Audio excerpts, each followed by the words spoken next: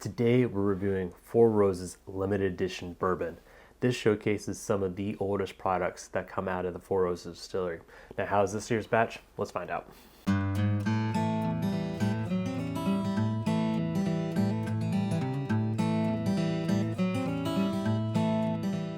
Welcome back to the Bourbon Retriever. I hope you had wonderful holidays with your friends and families. I haven't had the holidays yet. This is from recording this pre-Christmas, but from past Chris to your future self, I hope you guys had some good holidays. But today we are discussing Four Roses limited edition from 2024. They made roughly, let's see here, they made roughly about 16,000 bottles of these, and they're coming in at about 108 proof, 108.2 proof. And then this is comprised of three different of the recipes, but of 4 different ages. So I wrote it down here just to make sure I don't mess it up. But it is a 12-year-old OBSV and a 20-year-old OBSV. And then it also has a 15-year-old OESK and a 16-year-old OESF. So now those OE recipes, those are the higher corn percent mash bill. It's about a 15% difference. I think the OEs are 75% corn and the OBs are, 60% corn. And then finally the price tag for this bottle. The MSRP is around $220. That is, not cheap, but that is probably about average for end of year LE bottles. They're all roughly around that $200 range. But with that, let's go ahead and jump into and taste the whiskey.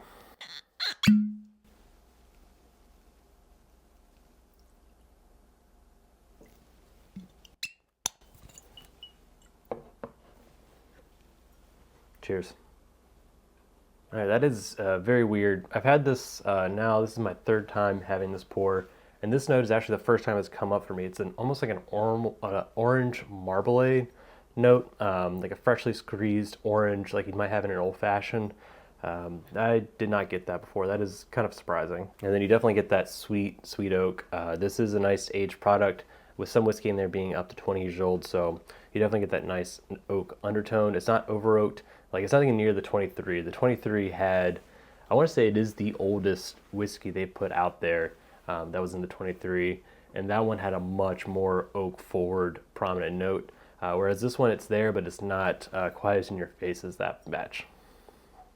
And then maybe like a little bit like a caramel brittle also there, kind of undertones with that too, but definitely to me right now the oak is most prominent, and then that orange zest is also there. But let's go ahead and jump into the palate. Yeah, I'm getting a lot of citrus on the palate, which I'm a little surprised about. Normally I get those lighter fruit notes on much younger bourbons. So I don't know if they're trying to blend into that. Like, it is very difficult to take aged whiskey and blend it into more of those lighter fruiter notes. So if that's what they're going for, they knocked it out of the park. But I'm a little surprised to get those light citrus notes on this kind of whiskey. Yeah, along with that citrus, there's some nice honey. I'm trying to pick what fruit. It really is just a citrus to me. I'm trying to split between like a lemon zest along with the orange. Maybe a mixture of those two is kind of what I'm getting. It definitely drinks this proof right there at that 107 proof, 108 proof range. It's not too hot. There's a little bit of a linger on the back end. That proof is still there, but it's not in your face. It's not blowing you up, but it is a nice lingering finish there. When you're drinking these high aged and high price tag bourbons, you want there to be a finish. You want it to be a long lingering finish, so you don't have to constantly be taking sips to have that flavor on your tongue. So that is something I look for in the more expensive whiskeys. I have to give a shout out to my brother John for providing this bottle today. I was unable to get Four Roses here in Virginia. I missed it by a couple of minutes, but lucky enough he was able to get a bottle for himself, and he was kind enough to let me borrow it for the review today, so thanks so much. Yeah, overall on the palate, it is a nice drinking experience. There's nothing there though that's like wowing me, like blowing my socks off, like I have to have this bourbon. But again, at the same time, there's nothing that's off-putting about it. It's just for that $200 price tag. I was hoping for something a little more that would just, make me excited, but I don't know, it's not quite hitting me on that front. And I don't know if this is just my personal taste profile versus maybe other people.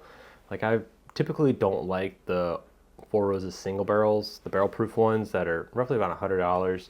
To me, they're always just a little overpriced for what you're getting. It's just a lot of, to me, ethanol with a nice light fruit note whiskey. However, that said, I typically have really enjoyed the LEs because there's a lot more oak in them.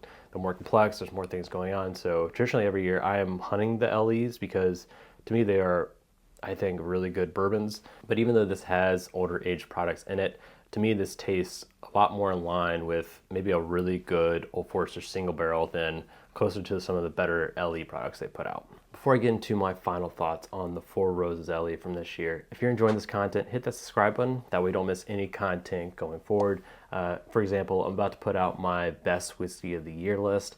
I'm going to take the bottles that I was able to get this year, such as the Russell's Reserve 15, the Heaven Hill 18, Michter's 10, a couple other bottles, put them up blind to each other and see what performs best, so you're not going to want to miss that. So if I had the chance, would I buy this bottle of MSRP? Would I trade into it for secondary? Maybe just get a bar pour of it. Me personally, I would probably just get a bar pour of it, if that. Again, this is a great whiskey. If this is almost in any other bottle, like a shelfer bottle that you had to pay like $100 for, that was always on the shelf, I think this would be a fantastic pour. I think just it being in the LE bottle, I expected more out of it. I just had higher expectations for it. So I think that is the issue for me. It's also for $200. I want a whiskey that, again, just excites me. I'm going to want to constantly keep pouring it. Whereas this one, pour in the glass, I'm enjoying it, having a good time drinking it. But again, it's nothing that is just blowing my socks off. Tremendously enjoying it. So to me, that just doesn't live up to the LE title. And for you those out there who are maybe looking at getting one of the LEs from Four Roses, definitely, if you're going to get one, get the last year's one from 2023.